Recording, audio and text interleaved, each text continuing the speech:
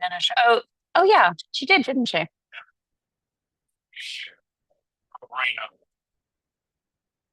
Yeah, all those kids are.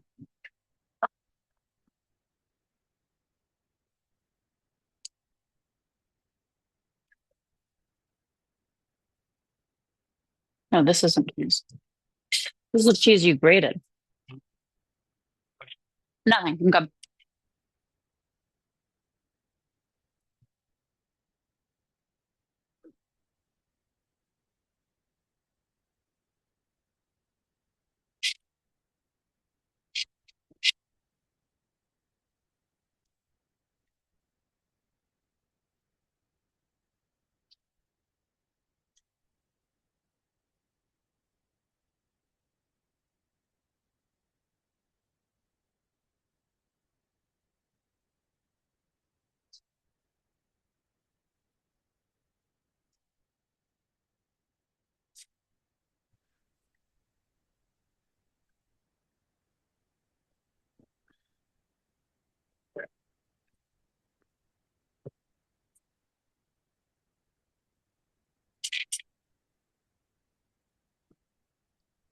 Let me be like, So it's good. is it good? Yeah, Good. really light. Yeah, it's very light. Perfect. Thank you. All right, I'm gonna go into the other room.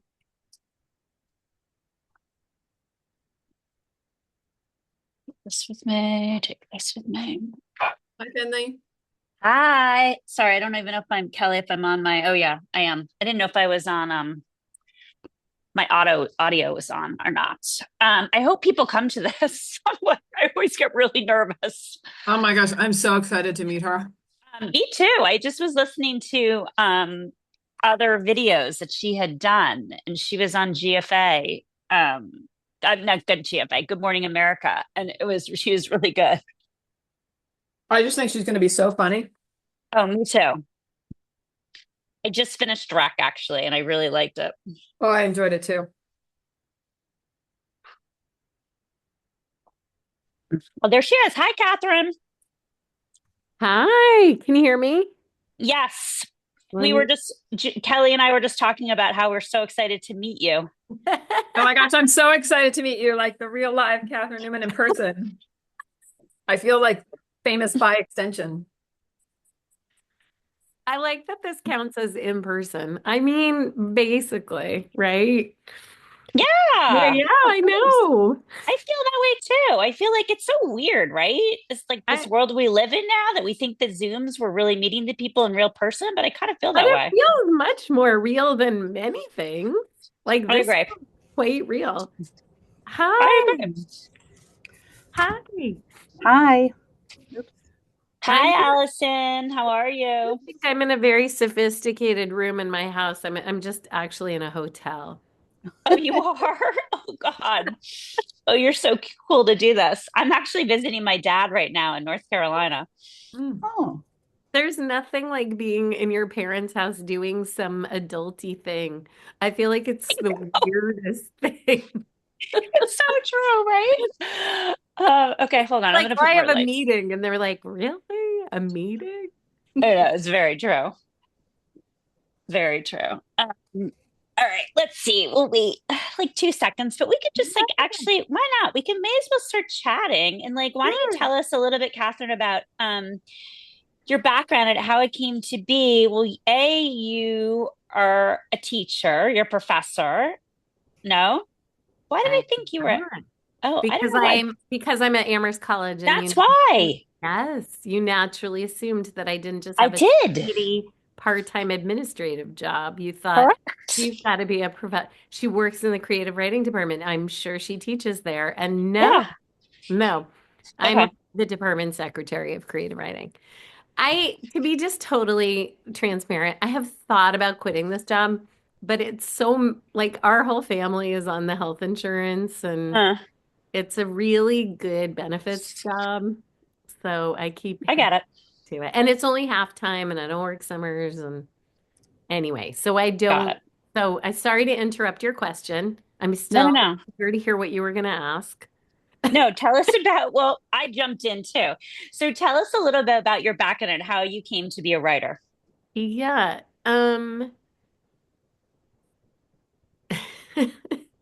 It's hard to know how far back you Okay. go.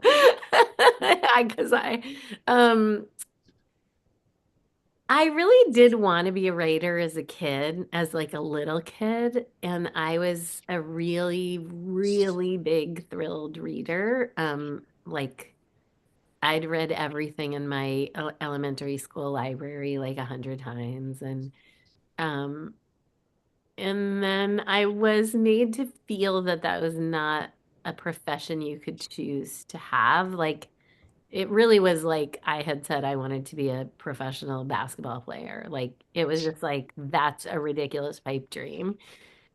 And so I went to high school, I went to college, I went to graduate school, and I was working on a PhD in comp lit, um, which took a really long time, during which my husband and I were going like completely broke. And a friend of mine was like, "Oh, I'm working at this magazine. Do you want to write something for me? I'll pay you $500." And I was like immediately addicted to writing for fun. Hmm. I was so into it. I was just like, "What? Okay." And then thus commenced a very long period of my life that is only ending now, if it actually is ending, that is called Writing for Money. This is the chapter of my life, and it's gone on for decades. And it's just the hustle and the writing for money. And here I am. Obviously, there was a point at Yeah. which I wrote a novel and some other stuff. Like I've written different things, but it's been a big hustle of writing for money. Like I'm the primary wage earner as a freelance writer. And that has been um, a blessing and a curse, honestly. It's been great because I have written a ton. I've written everything for everybody, anyone who would Hmm. pay me. And I've written on deadlines and I'm really disciplined and I can produce a ton of pages. And the curse is that I have not had a lot of time to like, nurture my art. Like I have Okay. really just been hustling. But now I'm in a different life stage of writing more sort of discretionary stuff, which is great. That's good. Because you first started, well, maybe this isn't the first thing, but I was just doing a little like deep dive on you. Uh, You did 10 years of etiquette, which I think is so cool, column at Real Simple, but you're I not doing did. that anymore. No, they fired Okay. me. No, 10 years I wrote the etiquette column for Real Simple, and I every month they would send the questions, and I would make my husband and our two kids sit down with me and go through every question. Always. I Oh did my gosh. for 10 years. Always. Like, even when the kids went to college, I was like, are you free for the family Zoom? Because I have my etiquette questions. And we would do it over Zoom because I needed everyone's input. And then I would craft this etiquette column out of everyone's input. Kids, they're so ethical. They were so Yeah. inherently ethical. They always had really great thoughts. Anyway, yeah, so I did that. I wrote, I've written a ton of all of your alumni magazines. I've just done a lot of different kinds of magazine writing. And now I'm doing less of it, which is great. I love doing a little less of it. That's great. Okay, I loved Sandwich so much. I mean, I would like during Sandwich, I laughed out loud because I was like, I feel like I'm you and I live in the same exact world right now.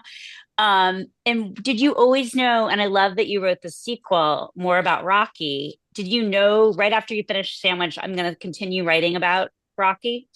I did not know that. I thought it would be better to have it be different characters because because Sandwich hadn't come out yet. And it's very embarrassing to imagine like offering more of something that nobody wants.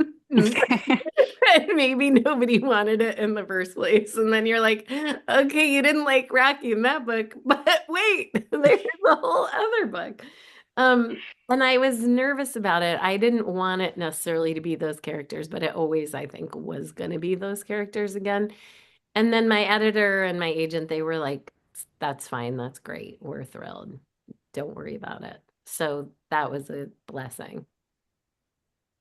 I just was about to write a chat to everybody. Please, everybody else jump in because I could answer questions to Catherine for like all night, but I want everyone else to jump in too. So please do.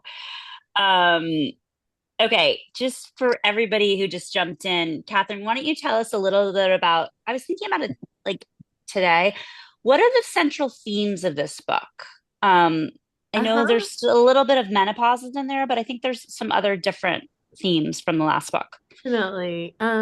Yeah, there's kind of a main paired plot, and then there's some themes around it. So in this book, you guys haven't read this book, is that right? No, we have. I think everyone's read it, but I Oh, just was kind of curious what what the I would takeaways say, were. I know. I was So trying to think. what I how I describe this book, but I don't have a like a great elevator pitch still. So if you guys have one, feel free to share it with me. I've described this as a book about kind of grappling with uncertainty. And Mm. I was talking to some people today actually about this book, and excuse me, because this is a slight divergence from answering your Yeah, question. no, it's Um, okay.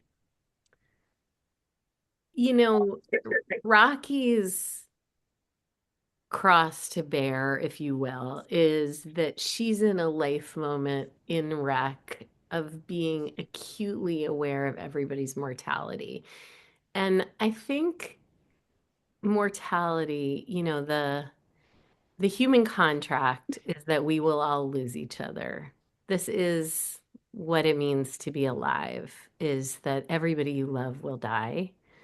You yourself will die. And, it's like we have practice with pets. That's the contract of getting a pet. I cry usually like the first night we have a new kitten because I will likely outlive that animal, and it's always so devastating.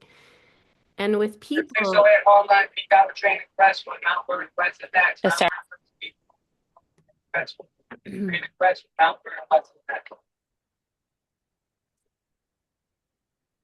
um, Oh, wait, with sorry, go on. that's okay. With people, I feel like it comes and goes. There are times in your life where you maybe for a minute or a day or a year, that pressingness of death recedes a little. And then there are times in your life where it really comes to the fore. And Rocky, she's just lost her mom. We know from Sandwich that she's lost some pregnancies. Like she is a person very steeped in her own grief. And then she has these experiences that bring her right up against it. Her own mortality. She has a medical condition that they can't figure out. Is it going to be life-threatening or not? And then there's an accident that just is so close to her kids, that she is very afraid. And so I think of it as a book that's a book about kind of um, living with uncertainty and fear and loving really recklessly in spite of that. And then there's obviously other themes. Anxiety is a theme. Living with an aging parent is a theme. Again, same as Sandwich, parenting semi-grown kids, like all those themes. Her long marriage is a theme. But I think it's mostly a book about her just living her life with the fact of uncertainty. Thank you. Um, okay, I have another comment, and maybe this is where your family is too. Everybody is so nice to each other in this book. I feel like there's no, like, I love one of my favorite things about this book is the daughter and how she's so nice and patient and kind to her grandfather. I loved that so much. So I feel like So they deal with a lot of it with sense of humor. yes. Like I feel like there were moments when they could have been like really mad at each other, or there was like reaching a boiling point, especially when she was sort of complaining about the cooking or I don't know, she's like at the edge of complaining, and then they just make a big jokes of it, of everything. Like Catherine, when I was talking with Finley about meeting you, I'm like, oh my gosh, I bet she's so funny. Like I want to sit and have a drink with her because I just feel like there's all this humor. Like humor becomes a way of coping with, the fact that her dad is so old and that her children are no longer the innocents they once were, and right, and that her son has gone Yeah. off like starting his own life with his, new wife, which the that was funny when she was like tiptoeing around the mom a little. She was tiptoeing around Rocky a little, like if he's already Yeah. feeling pretty bad, you don't need to beat him up for, you know, And being Yeah. Rocky's like kind of a bitch to her, like a little, totally. Which I barely. would have been too. I'm like, Yeah. girl,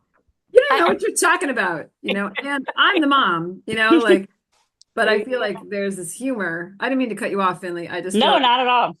I just feel like there's this whole like she could either cry or laugh, yeah. Yeah. right? Yeah, right. And does a little of both things, I think, for Yeah, sure. and sort of chooses laughter, like when if she has the choice.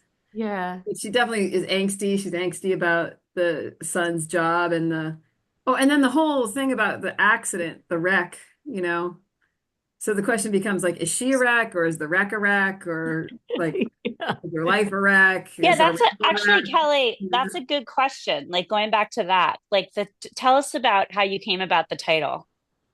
And that way, I mean, That truly, way. just the way Okay. you described. Like, I think because sandwich had, multiple meanings, I think Hmm. everybody thought it would be great if there was another book that had a Okay. title that meant more than one thing. And Wreck, for me, really fit that. Like I always really liked that as a title. And just because it's like a verb, it's a noun, Rocky's a wreck, the wreck is a wreck, as you said. So that title, I really liked it. It's weirdly a little hard to say and hear. And in fact, if you look on my Instagram, you'll see a friend of mine painted the cover of my book for me, only the title is Rick, Rick, because her husband thought that's what I said when I told him what the book was. And that makes me laugh so hard. The idea that I'm going around touring and people think the book is called Rick. Just the name Rick. Anyway, yeah. Other than that, it seems like a good title. Oh, I love that. I might be the Okay. only person who did not read Sandwich. Yet it's like in my TBR, but then I just hadn't read it. So like I have to say this stood alone without me having I'm the glad. I'm really glad to hear it. yeah, well now I can't wait to go back because oops, someone muted. Did I mute myself? Oh no. I'm in the same situation. Yeah, I haven't Okay. haven't read Sandwich. So. Yeah, but it was so good. And I loved all of them, like the whole family. So I can barely wait to go back. And Oh, then thank frankly, you. all the I had read that book when Mackenzie comes to town. I saw it in your acknowledgments. Oh, Yes. And so I'm like, I wonder if we're the only two people who read that book. Because I've told I work for an insurance company and we use McKinsey all the time. And so like I'm always like, have you read the book? And everyone's like, no, I haven't. I'm like, you gotta get the book. gotta get the Yeah. book. I know. That book was so good. It was so good and creepy. It was so creepy and so good. And I know I had that book, and our son does not actually work for big consulting, but he thought a lot about doing it. And so he was this incredible resource for me. Oh, nice. So I would go on walks with him and pick his brain and be like, what about this? What would this look like? What would this look like? Like what does a person do there? What are these jobs? And he was just like this amazing resource about consulting. Oh, fabulous. I know it was very helpful. Yeah, it was so good. And when like I felt so much similarity with Rocky. I was like, and then I'm like, wait, does this mean I'm a wreck? Am I a wreck? Do I have too much anxiety? I don't know. But yeah, it was just beautiful. I can hardly wait Oh, to go start sandwich. thank you so much. I really appreciate it. I know it's funny. I feel like it's so I had sort of promised them that this one was going to have a little more plot, and then it surprisingly has not quite as much plot as I thought it was going to have. And we were joking today that it could be called Rocky Has Rash, like it's like a kid's book. Like, Rocky Has Rash. Rocky goes to the You library. could have put some illustrations in it, have a whole new thing, reissue. No, it's so bad. Well, can we talk about the rash? Yeah, Yeah. please. So like I felt like, I mean, this happens, I think, well, I guess it just felt like a physical manifestation of sort of what is happening inside of her, right? Where it's like things are itching at her, things are, you know, and she's not quite sure, like she doesn't know what it is, and it's kind of related to health, and it's something else I got to worry about. And Yep. but it seems like yes, it's like I actually can't remember what it ends up being, or some sort of mystery thing, right, that she doesn't quite figure out, which is kind of true about internally what she has going on too, right? Like, Yep. not quite sure, what's causing the wreck. Why am I a wreck? I guess it's just she's in this sandwich, place of life. So I guess I related to that in a lot of ways. But I didn't know if the rash, I guess, was the result of what's going on inside of her, or vice versa, if the rash was causing what was going on inside of her. I don't know. Can you just speak to sort of how you got that idea and what that's about? I know, and I appreciate you like turning your, analytic mind to it. So I think the rash is both literally a rash, and also, and in that way, is this other kind of unknown thing. It's a symptom of something, but what? Um, I did really, I really wanted to write a book that,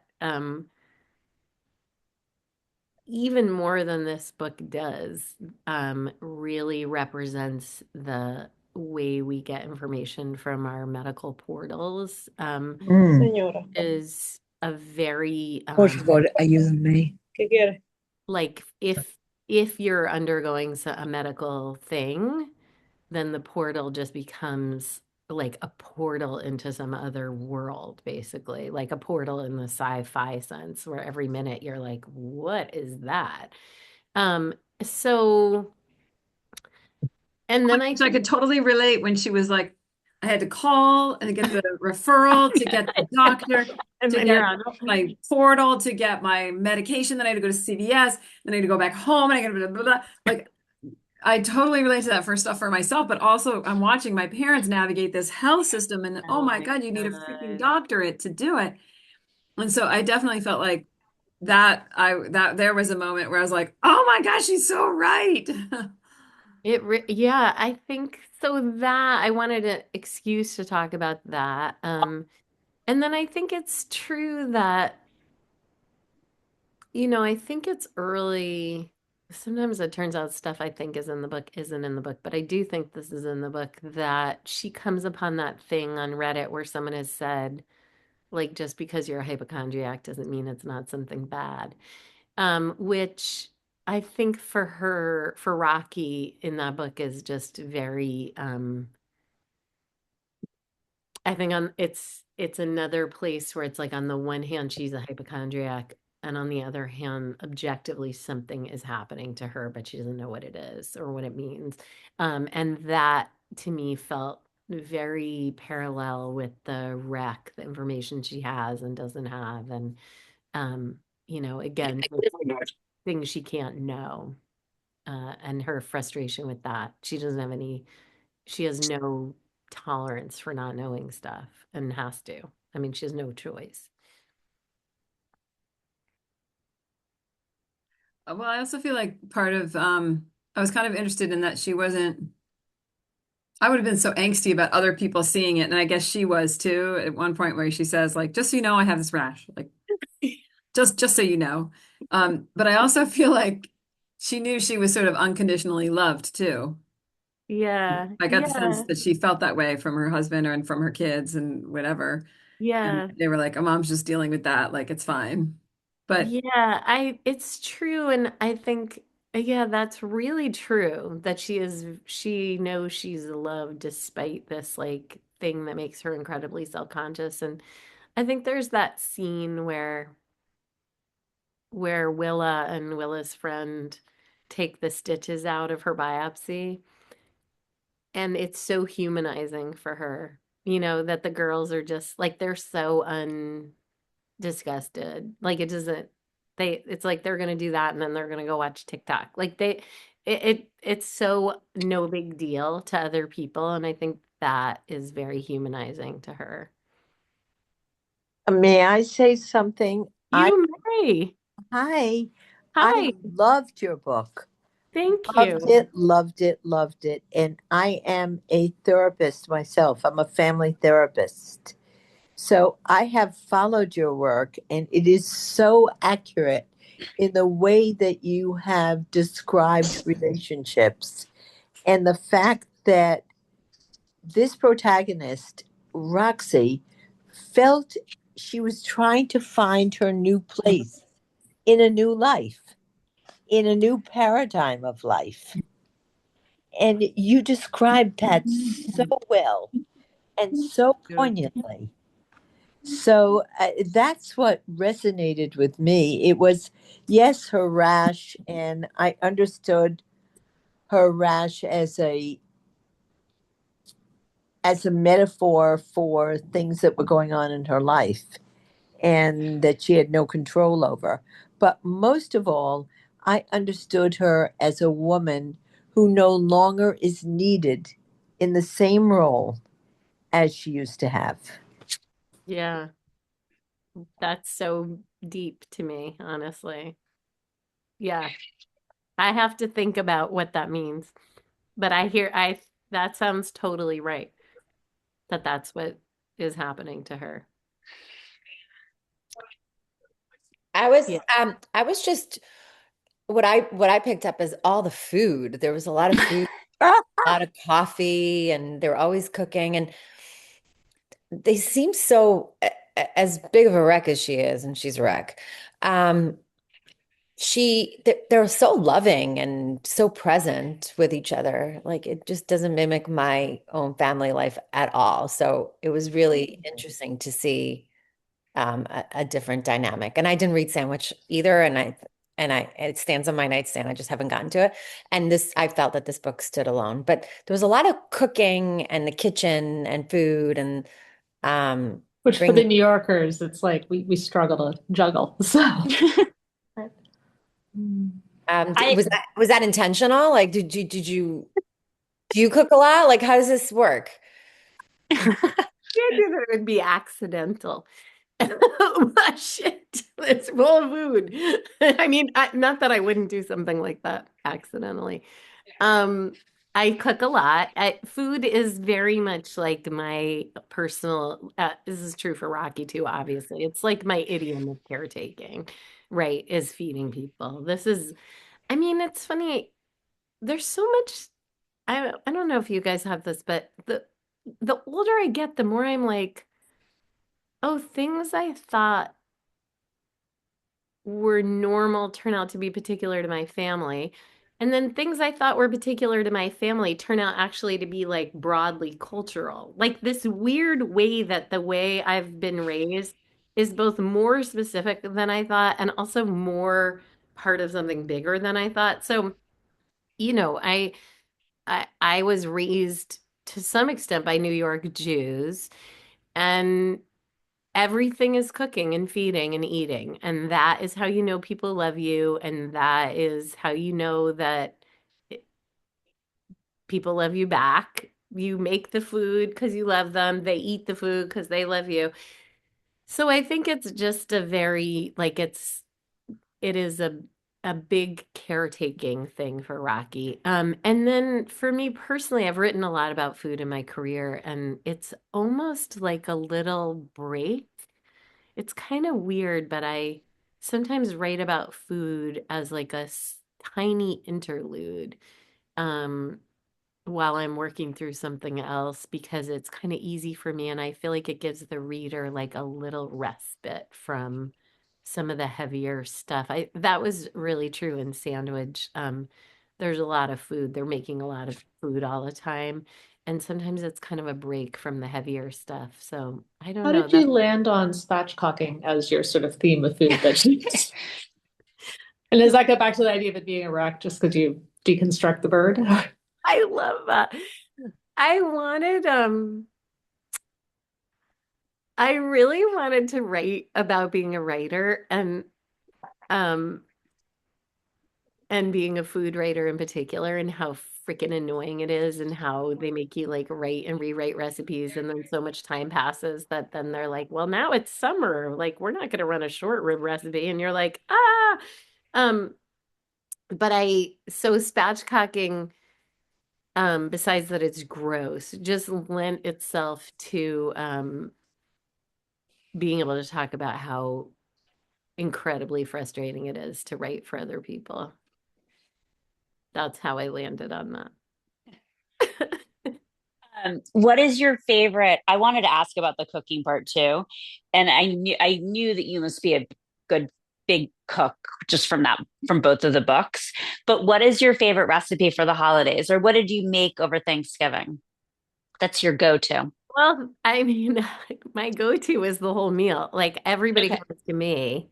So I do the whole meal. It's all of it. It's every last Okay. thing except the sweet potatoes our friends bring. But we had our kids and my amazing nephew picked my parents up in New York and brought them to our house, and it was all the things.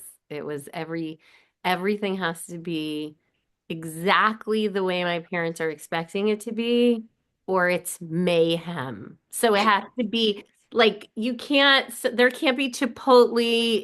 It's like it just has to be exactly the same meal as every year that's come before. So I made a very traditional meal and it was excellent, but it was very traditional. I love that. I'm gonna have to go in like 2 minutes, you guys. Yeah, no, no, no, that's all good. My okay, two more questions quickly. Perfect. Crone Sandwich, your newsletter. Tell us about it. I just Um, signed up for it. oh, did you? Yeah. You Well, I'm don't have gonna to sign. pay for it, right? No, no, no. Well, I mean, Okay. I can pay for it too. I want you to tell us quickly about Substack too, because I can't quite figure out what the What? deal is with it. Yeah. Well, I same. So I've been writing that Substack, I think, for 2 years. And I have a long history of like I blogged before blogging was even called blogging. Like I've just written regularly for a lot of my career. And so it was fun to have an opportunity to do that and to monetize it, but completely on my own terms, which is just such a pleasure. So the Substack newsletter, it's erratic. It's free if you want it, if you don't want to pay for it. You have access to all the content. I mean, Okay. there's never a paywall. Um, and I did it that way. I talked to my son about it. I was like, brainstorm this with me. What's going to bring me the most happiness? And he was like, oh, don't make people pay for it because you will just every day you'll be like, I gotta write my sub today. Give it away for free. You're gonna feel so happy about the whole project. And oh my God, he was so right. Because the truth is a lot of people pay for it.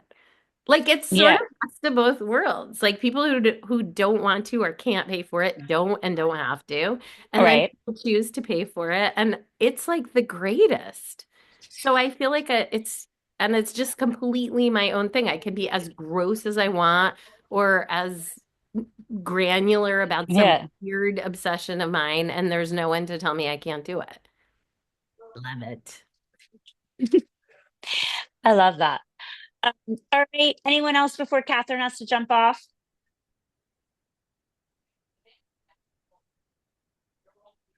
No? You guys, thank you for Thank you. Thank being you here so with much. This was me. Thank you. wonderful. Thank you so much. All right. I Loved your book. think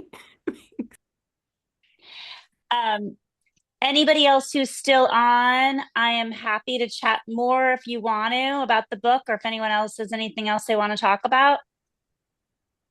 Um, Finley, in a purely practical way, I adored the book. Oh, good. I adored the book, and the book is going to sit with me for a very long time because I think it was so profound on so many different levels. What is our next book? Okay, our next book is totally different. But it's a nonfiction book. It's called Stan and Gus. It's about the Gilded Age and how they came to be. So the author is from Charlottesville, and he's going to be on Zoom with us. So I think it's going to be really great. And what is the name of the book? It's called Stan and Gus. Hold on, where's my? I don't have my Stan phone. and Gus. Yeah, I wish I could tell you. And I know it's between two. Hold on, Catherine. Let me see if I can Google it. I'll send it to everybody when we get off. Looking forward to it. That's great. I'd love to know what other books people are reading or have read that they're enjoying. I just finished. I'm reading because I went to a different book club here in the city called Madam Secretary. Have you read that, Kelly? No, is it good? It's really good. I'm almost done with it. It's nonfiction. It's based on the story of the woman Frances Perkins, who was the first cabinet member under FDR. Yes, it's really she great. founded Mount Holyoke, where my daughter went. Oh, no way. Yeah. Okay, well, so she's also responsible for Social Security. She's really amazing. Went to Mount Holyoke. Hold on, I have to look. She might have. She might have. Catherine, what are you reading? Because you're always reading a ton. Yeah, I am reading, and you think I'll remember the name, but it is called The Loneliness of Sonia and Sasha. I'm reading that good. Is it good? Too. Well, I'm only on page 39.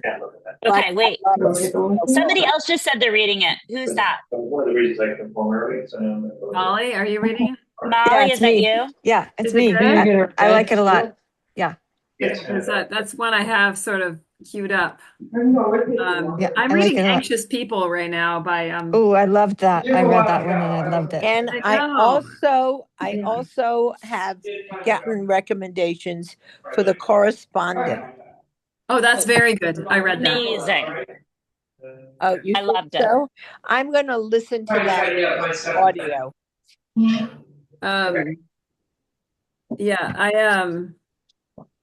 Bachman I don't always like, but I loved My Friends. I didn't like Beartown or anything, but I love My Friends.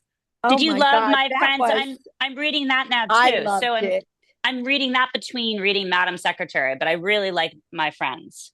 It's just the way he keeps looping back, and in Anxious People, it's like his style of writing is making me anxious, and it's so good. Like, I don't know, it's very good. I find him to be such a kind author. He's so sweet in the way that he relates to people. I loved his book about what was the one with the old man? Old man, My Friend Called Ove, or Friend. Yeah, I love that one. That made a movie with Tom Hanks. Is that the same one you got? I think so, right? Yeah. I love that too, actually. And I really loved Beartown. I think it's just because I have kids. My kids were hockey players when they were little. I did too. I like that one. I loved it. That's one of the ones I did not read. Okay. I don't know. I just finished an audiobook of Limelight, which was kind of zany and charming. It's Amy Papel or something like that. Yeah, you know what? So it's so funny, Marianne. I've read her other books and I loved her other books so much. Like I would laugh out loud reading them. Is that how it is? Yeah, definitely. And so I was debating, because it was sort of fun to listen to as an audiobook because it's such zany, crazy characters. So I was curious if you've read any of her other stuff. Her other books are great. She wrote one. The name is Marianne, can you text us what the name of the book is? yeah. Let me send it to you guys right now. It's this is the name of the author. Yeah. I can get her probably too if Oh, we wanted to King have Fun. her. I mean, That would be fun. yeah. Is it Amy Popel, something like that? I think this is it. I just sent it on chat, and it's but my God, I cannot remember the other two books that I just read by her. One takes place in Greenwich Village, and I loved it so much. And then Yeah. the other one just came out this summer, and I read it Yeah. so quickly. I loved them both. It's this, mother who, serendipitously gets involved with this kind of Justin Bieber kind of, crazy rock star. Not involved emotionally, but more like trying to sort his life out. And Okay. and it all takes place in, 15 CP, Central Park West, Yeah. So it's got a lot of sort of New York funny, references in it too. Small admissions. Great. Sorry, Kelly. Small admissions. Yes. Okay. Small admissions. That's not I read that too. The ones that are most recent are my two favorites. What else pops up? Musical chairs. No. Hold on. Is it a sweet spot? That's it. Yeah. That's it. That's really good. Great beach reads or like I say, audiobooks because I agree. Yeah. They're not going to be like they're not profound. No, but they're that's okay. Far and Away, she wrote, that's the one that came out this summer. And Far and Away is really fun too, actually. Okay. And you know what? I actually think, Kelly, you would like Far and Away too, because there's like a college, like admissions part of it. And same thing with Small Admissions. Like you would like that. Mm-hmm. It's fun. Okay. I will say, do you all have any recs for like this time of year? I love like a holiday type of book, like a Hallmark Channel movie in a book. Well, have you read Small Things Like These? No, I haven't. Who's the author? Oh my gosh, it is wonderful. It's by Claire Keegan, and it won the Booker Prize, and it's very short, and I teach it now. I'm teaching it with my students. It's a novella. It's very short, 7 chapters. And it's about, great. Oh my gosh, it's so well done. And it's I agree. It's about this father who has 5 girls, and they live in Ireland, and oh, nice. What's the name of it again? Small Things Like These. Oh, okay. And I don't want to give it away, but he has a pretty big moral decision to make. Oh, okay. It's about the Magdalene laundries in Ireland. Oh, wow. Okay. That's heavy. That's heavy. Okay. Yeah, heavy. but it's actually loosely based on A Christmas Carol. Oh, okay. And in fact, one of his gifts he gets when he's younger is a Christmas Carol. So there's all these like allusions to this idea, but it's just about, humanity and making the right decision and being a good person, and what does that mean? And and it's just a lovely, lovely novel. And every year I read it with my kids, and I just think to myself, oh my gosh, if I could write like this. I'm adding it to my list right now. Thank you for sharing it with us. It's great. Small things as these, you said, or small things? Small things like I'll put it in the chat. Yes. Small things like these.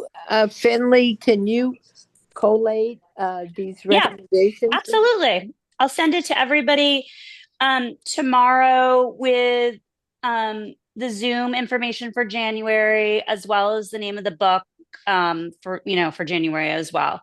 Another like really silly, quick Christmas read is Ellen Hildebrandt's Winter Series. Oh, is that great? You know what? They're just like mindless. He's so great. They're like Nantucket winter stroll kind of thing. Yeah. Anyway, they're old, but you could get them probably on paperback or Kindle or Audible. That's perfect. That's like this time of year I go like full Hallmark Channel. So I was like, I'm trying to like switch to a couple Christmas reads. Yeah, no, it's good. Small Like These is really profound and beautifully written, and it's Kelly's right. It's super, super quick. You'll read it in like a day. And it's also so moving. It's not, but it's pretty deep, like, Yes, it is. but it's It's beautiful. beautiful. Okay, It's I'm well excited. worth the read.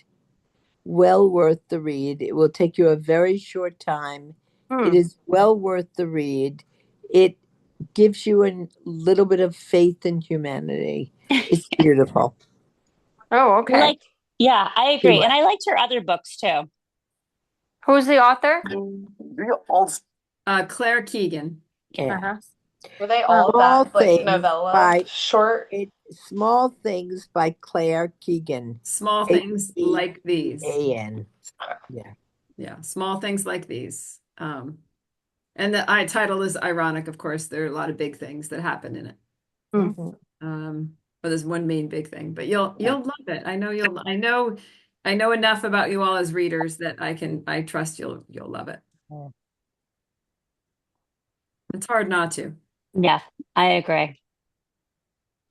If you're not a human, you won't appreciate it. Well, I'm telling you, you will appreciate the warmth and the goodness of the whole little book. It's well worth the hour of your time. So it sounds like it's like reading The Gift of the Magi, Yes. Yeah. I try to pull that. I keep it in my Christmas box and pull it out every year. You know what else was really a very sweet book? Is Theo and Golden. I don't know if anyone read that. Well, I read that. Yeah, I read that.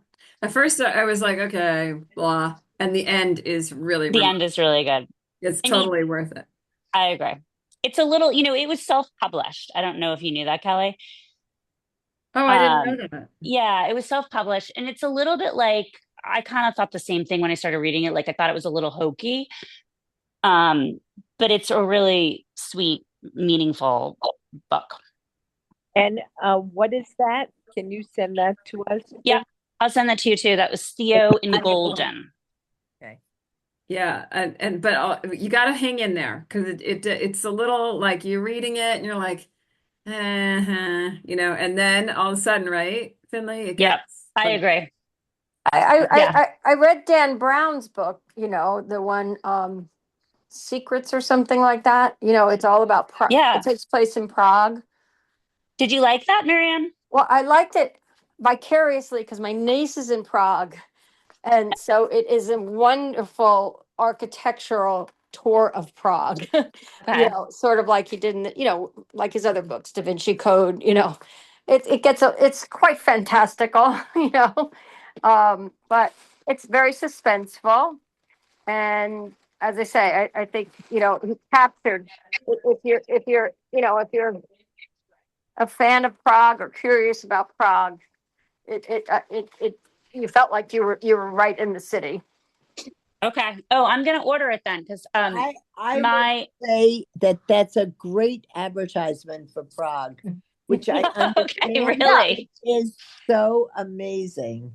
Okay. So, thank you. Did you read it, Catherine? I didn't, and I'm going to read it because I want to go to Prague. That's one of the places I That's have me never too. I been. haven't. So I Marianne, just kind of. that's great. Yeah, I missed it on my grand tour. So. Well, you know what? It's so funny. Chappie I is just was so applying curious. to Chappie's applying to semester abroad next year, and Prague is his number one choice. So I'm going to give it to him for Christmas. So thank you. Yeah.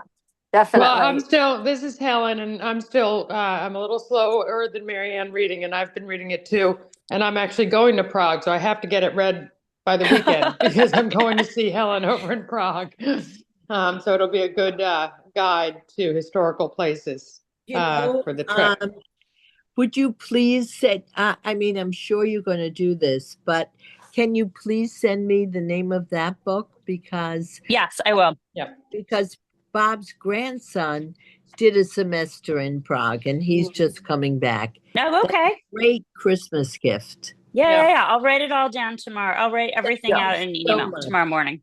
No problem. Finley, if Chappie needs any pointers for his application or when he's accepted and goes, she'll be well versed because she's been loving it over there. All right, good. Well, take notes for me, please, on like where you go and everything, all that stuff. Okay. That'll be great. Yeah.